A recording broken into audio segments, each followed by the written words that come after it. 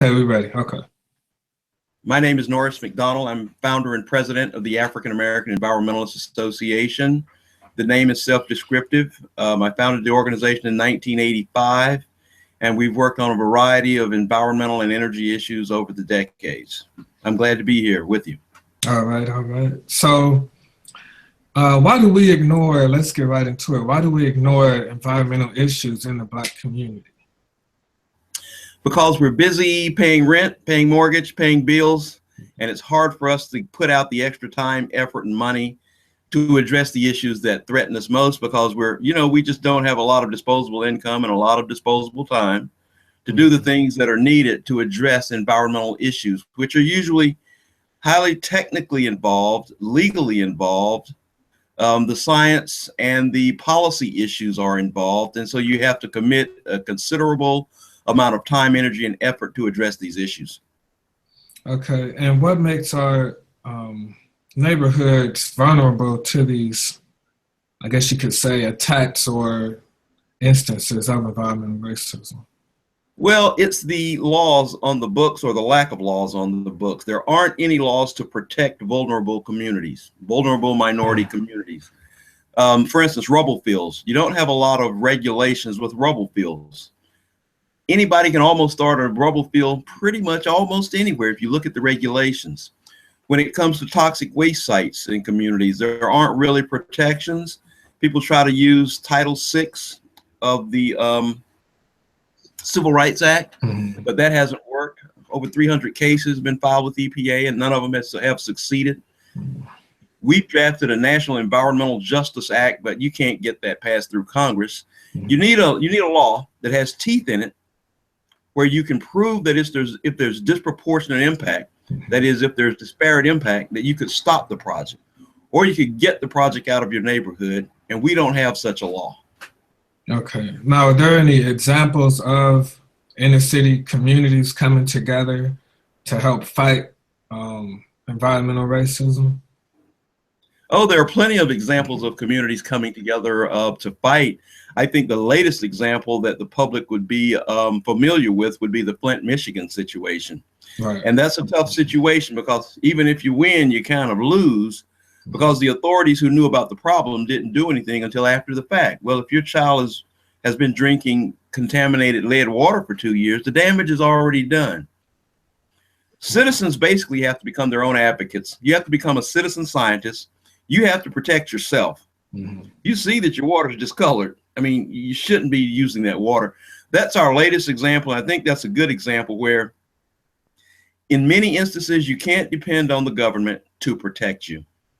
Okay. And yes, we have a similar situation like that in Cleveland. And it's kind of similar to Flint, where the people in power are saying we have to wait until someone is sick or we need medical records. And it's like, why in environmental issues where people's health and things are at risk, that we have to wait until someone is sick or go to the hospital?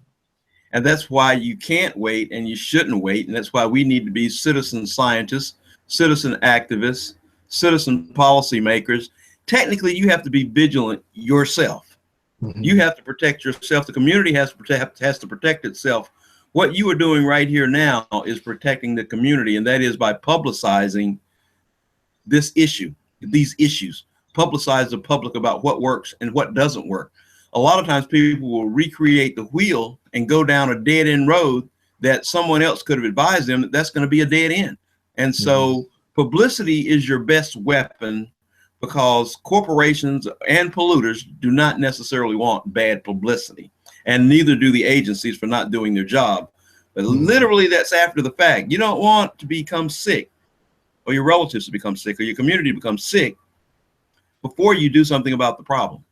Okay, and what if I'm a citizen? What can I do to start becoming aware of these issues? Like, how can I educate myself? Well, we live in a great age. We live in the age of Google, and we live in the age of cell phones that can tap into Google. Yet you have to educate yourself. Every citizen who is concerned about an issue, whether it's air, water, toxics, whatever the issue happens to be, look it up, educate yourself, and protect yourself. That's your best weapon, from the individual to the community. Okay. And what do you do when the EPA has been inspecting and when you have become a citizen, an educated citizen on these issues, and the EPA is not really helping you? What do you do? As I said, that is a problem. That has been a problem. Mm-hmm. It is a problem. People file complaints. Those complaints, nothing happens with those complaints.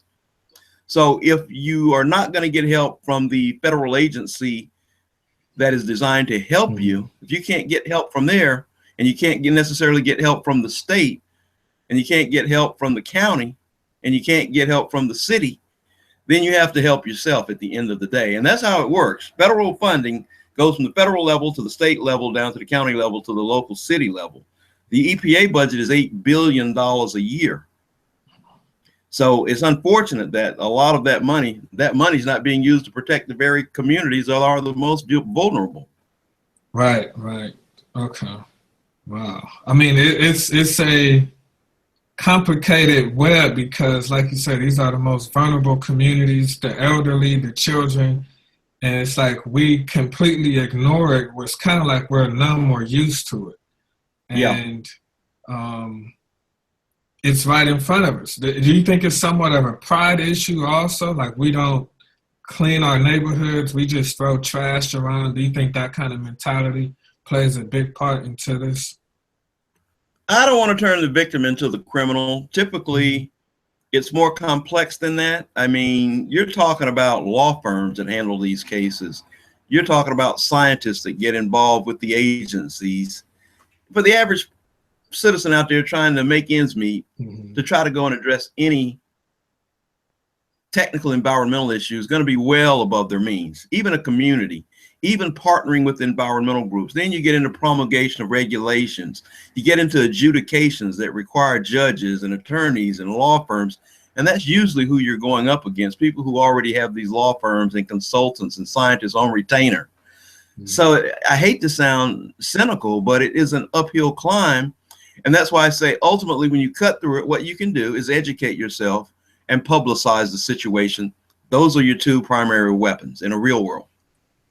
Okay. Now, this is my last question. Is there a source, like we know Google works, but is there like a environmentalist Bible or, environmentalist for dummies or something people can begin with to leave the people? The good thing about the Environmental Protection Agency is that they do have a lot of good information. You can get your hands on the information. You won't have a problem educating yourself to the problem, the technical problem. The problem becomes when you start trying to apply solutions to the problem. So I would say if there's a place you want to stop, yeah, sure.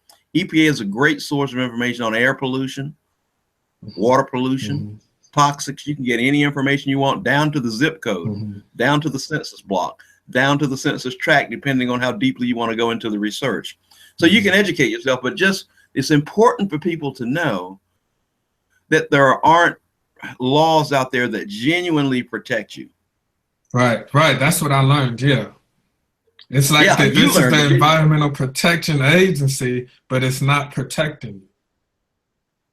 That's right. Especially if it's going up. I mean, is the EPA really going to shut down a huge corporation or make them shut their operation and pack up and go because the citizens are claiming that they're being poisoned?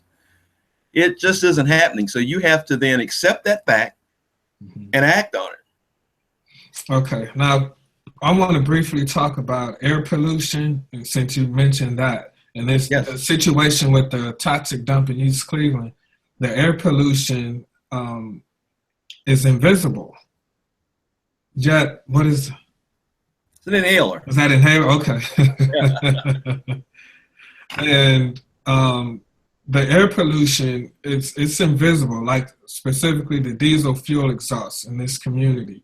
And can you touch on the dangers of inhaling that and that it's a carcinogen and different things like that people might be unaware of? Sure, I can. And even more immediate danger is the cardiopulmonary effects and the asthma effects. I have asthma. Okay. If you can see the pollution, you just mentioned the diesel fuel and the big black soot. If you can see that, those are large particulates. What you're describing, what you talked about, are the small particulates that are really small. They're called PM 2.5. Mm-hmm. That's really small. It really can get deeply down into your lungs, Mm-hmm. down into your alveoli sacs, and irritate the lungs. And that's when you get the asthma trigger. Not only do you get the muscle spasms, but you also get then the mucus release. And that's what causes an asthmatic to really have problems. Now, there are a combination of pollutants that create smog, from nitrogen oxides, NOx, to volatile organic compounds, volatile organic chemicals. They mix with the sunlight.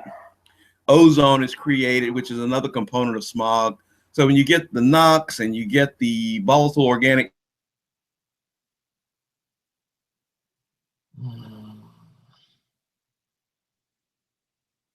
Nope.